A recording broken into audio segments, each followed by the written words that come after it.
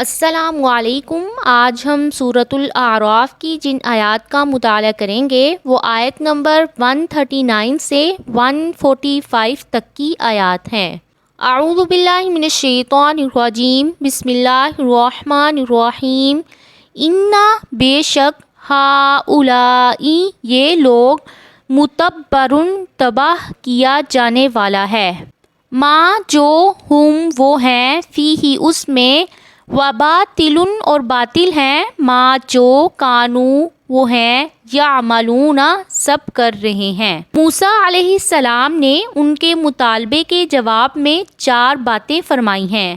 کہ تم لوگ جہالت یعنی نادانی اختیار کر رہے ہو۔ دوسری یہ کہ یہ لوگ اس وقت جس کام میں لگے ہوئے ہیں وہ تباہ و برباد کر دیا جانے والا ہے، اور اس سے پہلے بھی یہ جو کچھ کرتے آئے ہیں باطل ہے۔ قالا کہا موسیٰ نے، اغیر اللہ کیا اللہ تعالیٰ کے علاوہ،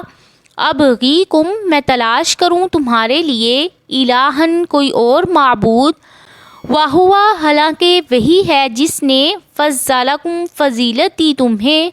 علی العالمین تمام جہانوں پر۔ تیسری ان کی بات کی تردید کرتے ہوئے بطور سوال ڈانٹ کر کہا کہ کیا الہ بھی کوئی ایسی ہستی ہے کہ انسان جسے جی چاہے بنا لے، بلکہ معبود تو وہی ہو سکتا ہے جو انسان کو ہر قسم کے انعامات سے نوازتا ہے۔ کیا اب اس کی شکر گزاری یہی ہے کہ اسے چھوڑ کر دوسروں کی پوجا کرنے لگو؟ وَإِذْ أَنْجَيْنَاكُمْ اور جب ہم نے نجات دی تمہیں، من آل فرعون فرعون کی آل سے، یسومونکم تب پہنچاتے تھے تمہیں، سوء العذاب برا عذاب، یقتلون وہ سب قتل کر دیتے تھے، ابناءکم تمہارے بیٹوں کو، ویستحیون اور وہ سب زندہ چھوڑ دیتے تھے، نساءکم تمہاری عورتوں کو، وفی ذالکم اور اس میں، بلاء آزمائش تھی، من ربکم تمہارے رب کی طرف سے، عظیم بہت بڑی۔ چوتھی یہ کہ آل فرعون سے نجات کو یاد کرو کہ اکیلے فرعون ہی نے نہیں بلکہ پوری قوم نے تمہیں غلام بنا رکھا تھا۔ اس واقعے میں تم پر مصیبت کی آزمائش بھی آئی اور انعام بھی، تمہارے لڑکوں کو ذبح کرنا، عورتوں کو زندہ رکھ کر لونڈیاں بنا کر ان سے کام لینا، اور اپنی خواہش نفس پوری کرنا، اور مردوں کو ختم کرنے کے ذریعے بنی اسرائیل کی نسل ختم کرنے کا منصوبہ بنانا مصیبت تھا، اور اس سے نجات انعام تھا۔ ابو واقد لیثی رضی اللہ تعالیٰ عنہ روایت کرتے ہیں کہ رسول اللہ صلی اللہ علیہ وسلم جب حنین کی طرف نکلے تو مشرکین کے درخت کے پاس سے گزرے جسے ذات انوات کہا جاتا تھا، وہ لوگ اس پر اپنے ہتھیار لٹکاتے تھے، تو نو مسلم لوگ کہنے لگے، یا رسول اللہ آپ ہمارے لیے بھی ایک ذات انوات مقرر فرما دیں جیسے کہ ان کے لیے ذات انوات ہے۔ نبی کریم صلی اللہ علیہ وسلم نے فرمایا، سبحان اللہ، یہ تو اسی طرح کی بات ہے جو موسیٰ علیہ السلام کی قوم نے کہی تھی، ہمارے لیے کوئی معبود بنا دے جس طرح ان مشرکین کے معبود ہیں۔ اس ذات کی قسم جس کے ہاتھ میں میری جان ہے، تم اپنے سے پہلے لوگوں کے طریقے پر سوار ہو جاؤ گے۔ وَوَعَدْنَا اور ہم نے وعدہ کیا، موسیٰ سے، 30 لیلتاً راتوں کا، وَأَتْمَمْنَاهَا اور ہم نے پورا کیا اسے، ب10 10 مزید راتوں سے،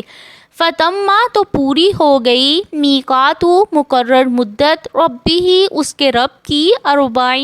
40 لیلتاً راتیں، وقال اور کہا موسیٰ نے، لأخیہ ہارون اپنے بھائی ہارون سے، اخلفنی تو میرا جانشین رہ، فی قومی میری قوم میں، وَأَصْلِحْ اور اصلاح کرتے رہنا، وَلَا تَتَّبِعْ اور نہ تم پیروی کرنا، سَبِیلَ الْمُفْسِدِینَ فساد کرنے والوں کے راستے کی۔ فرعون سے نجات پانے کے بعد جب بنی اسرائیل جزیرہ نمائے سینا میں پہنچے تو اللہ تعالیٰ نے موسیٰ علیہ السلام کو کوہ طور پر طلب فرمایا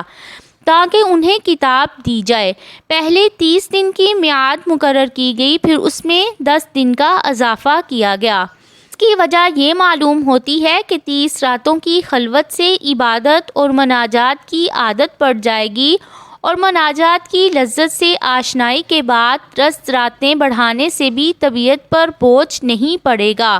ورنہ اللہ تعالیٰ کے علم میں تو پہلے ہی 40 راتیں تھیں جو 10 بڑھانے سے مکمل ہو گئیں۔ بعض روایات میں یہ بھی آتا ہے کہ ان 10 دنوں کا اضافہ اس لیے کیا گیا تھا کہ موسیٰ علیہ السلام نے 30 دن کے روزوں کے بعد مسواک کر لی، جس سے وہ بو جاتی رہی جو اللہ تعالیٰ کو بہت محبوب تھی، مگر ان روایات کا سراغ نہ قرآن میں ملتا ہے اور نہ ہی حدیث میں ملتا ہے۔ ولما، اور جب جاء آئے موسیٰ لمیقاتنا، ہماری مقررہ مدت پر، وکلمہ، اور بات کی اس سے، ربہ، اس کے رب نے،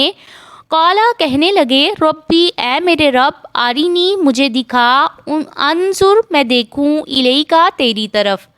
قالا، اللہ تعالیٰ نے فرمایا، لن، ہرگز نہیں، ترانی، تو دیکھ سکے گا مجھے، لیکن انظر، اور لیکن تو دیکھ، الی الجبل، اس پہاڑ کی طرف، فإن استقر، پس اگر وہ ٹھہرا رہا، مکانہ، اپنی جگہ پر، فسوف، تو ان قریب، ترانی، تو دیکھ سکے گا مجھے، فلما، پھر جب، تجلی، جلوہ ڈالا، ربہ، اس کے رب نے، للجبل، پہاڑ پر، جعلہ، تو کر دیا اسے، دکن، ریزہ ریزہ، وخر، اور گر پڑے، موسیٰ صاعقاً، بے ہوش ہو کر، فلما، پھر جب، افاق، ہوش آیا، قالا، تو کہنے لگے، سبحانک، پاک ہے تبتو، میں نے توبہ کی، الیکا، تیری طرف، وانا اول المؤمنین، اور میں سب سے پہلا ہوں ایمان لانے والوں میں۔ وکلمہ ربہ، یعنی کسی واسطے کے بغیر کلام فرمایا۔ یہ ان کا اللہ تعالیٰ سے ہم کلام ہونے کا دوسرا موقع تھا۔ پہلے موقع کا ذکر سورۃ طٰہٰ میں آئے گا، جب آگ لینے گئے تھے اور رسالت سے سرفراز ہوئے تھے، واسطے کے بغیر، اس لیے کہ فرشتے کے ذریعے سے یا دل میں ڈال کر تو ہر نبی سے کلام ہوتا تھا، جسے وحی کہتے ہیں۔ پھر موسیٰ علیہ السلام کی خصوصیت کیا ہوئی، جس کا ذکر تمام لوگ قیامت کے دن موسیٰ علیہ السلام سے کر کر سفارش کی درخواست کریں گے کہ اللہ تعالیٰ نے آپ سے کلام کیا ہے۔ مشرک یونانیوں کے فلسفی عقائد سے متاثر لوگوں نے کہا ہے کہ اللہ تعالیٰ کلام کر ہی نہیں سکتا ہے، اس لیے یہاں کلام سے مراد جس میں نہ لفظ تھے نہ آواز تھی۔ پھر قرآن مجید میں تو اللہ تعالیٰ نے موسیٰ علیہ السلام کے لیے کلام کا لفظ استعمال فرمایا ہے اور ندا کا بھی۔ اللہ تعالیٰ کے کلام کرنے کے منکروں نے کہا کلام سے مراد کلام نفسی ہے جو دل میں ہوتا ہے، تو قرآن کو بھی اللہ تعالیٰ کا کلام نہیں مانتے ہیں بلکہ اسے مخلوق کہتے ہیں۔ ان لوگوں سے بس ایک ہی سوال ہے جو امام اہل سنت احمد بن حنبل نے ان سے بار بار اور مسلسل کیا کہ بتاؤ یہ بات اللہ تعالیٰ نے قرآن میں کہاں فرمائی ہے؟ اس فلسفیوں کے دماغ کی خرابی سے دین کبھی بھی ثابت نہیں ہو سکتا۔ ربی آرینی انظر الیک، فرشتے کے واسطے کے بغیر اللہ تعالیٰ کے کلام کی لذت سے موسیٰ علیہ السلام کے دل میں ایسا شوق پیدا ہوا کہ اللہ تعالیٰ سے درخواست کر دی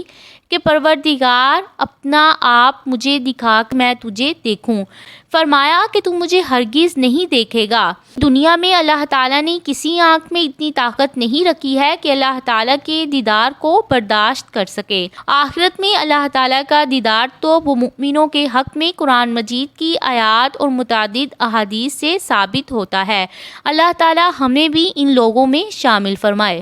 آمین۔ وَلَٰكِنِ انظُرْ إِلَى الْجَبَلِ، کہ موسیٰ تو اس پہاڑ کی طرف دیکھ، اگر وہ اپنی جگہ پر برقرار رہا تو ان قریب تو مجھے دیکھ لے گا۔ اس جلوے نے پہاڑ کو زمین کے برابر کر دیا اور موسیٰ علیہ السلام اللہ تعالیٰ کا جلوہ تو کجا پہاڑ کی حالت دیکھنے کی تاب بھی نہ لا سکے بلکہ بے ہوش ہو کر گر پڑے۔ بعض لوگوں نے کہا صاعقاً کا معنی فوت ہو کر گر پڑے۔ انا اول المؤمنین، اور میں سب سے پہلے ایمان لانے والا ہوں، یعنی تجھ پر اور تیری عظمت و جلال پر، یا اس پر کہ کوئی تجھے قیامت سے پہلے نہیں دیکھ سکتا۔ قالا، فرمایا، یا موسیٰ، اے موسیٰ، انی اصطفیتک، بے شک میں نے چن لیا ہے تجھے، الناسی لوگوں پر برسالاتی اپنے پیغامات کے ساتھ، و بی کلامی اور اپنے کلام کے ساتھ، فخذ پس تو پکڑ لے، ما آتیتک جو میں نے دیا ہے تجھے، وکن اور تو ہو جا، من الشاکرین سب شکر کرنے والوں میں سے۔ میں نے اپنے جو پیغامات اور اپنے کلام کے لیے تمہیں چنا ہے، یہی بہت بڑی نعمت ہے، لہٰذا جو مل گئی ہے اس پر قناعت کر اور کسی ایسی چیز کا مطالبہ نہ کر جو تیری طاقت سے باہر ہے۔ اس سے مقصود موسیٰ علیہ السلام کو تسلی دینا ہے کہ دیکھنے سے روک دینے پر دل گرفتہ نہ ہو۔ وَكَتَبْنَا اور ہم نے لکھ دی، لہو اس کے لیے، فی الألواح تختیوں میں، من کل شیء ہر چیز سے، موعظۃً نصیحت، و تفصیلاً اور تفصیل، لکل شیء ہر چیز کے لیے، فخذھا تو پکڑ لے ان کو، بقوۃ مضبوطی کے ساتھ، وأمر اور حکم دے، قومک اپنی قوم کو، یأخذوا وہ سب پکڑے رکھیں، بأحسنھا ان کی اچھی باتوں کو، سأریکم ان قریب میں دکھاؤں گا تمہیں، دار الفاسقین گھر سب نافرمانوں کا، یعنی تمام عقائد اور احکام اور نصیحت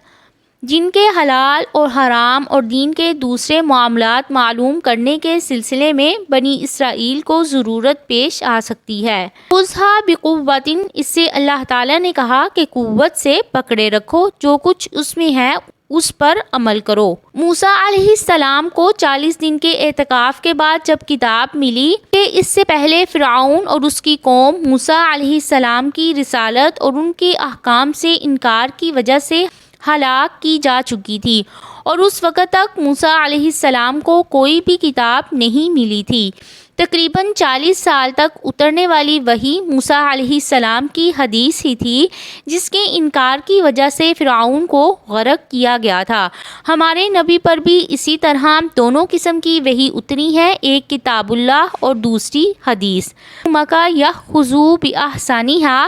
اس کی بہتر باتیں جو بہتر ہیں، جس کا اجر زیادہ ہے، یا دو کاموں میں سے ایک اچھا اور ایک اس سے بھی زیادہ اچھا، بہترین پر عمل کرنے کی کوشش کریں، مثلاً قصاص لینا، معاف کر دینا، انتقام لینا یا صبر لینا یا درگزر سے کام لینا، قرض وصول کرنے میں مہلت دینا یا چھوڑ دینا وغیرہ، اگرچہ دونوں اچھے ہیں مگر احسن پر عمل کی کوشش کریں۔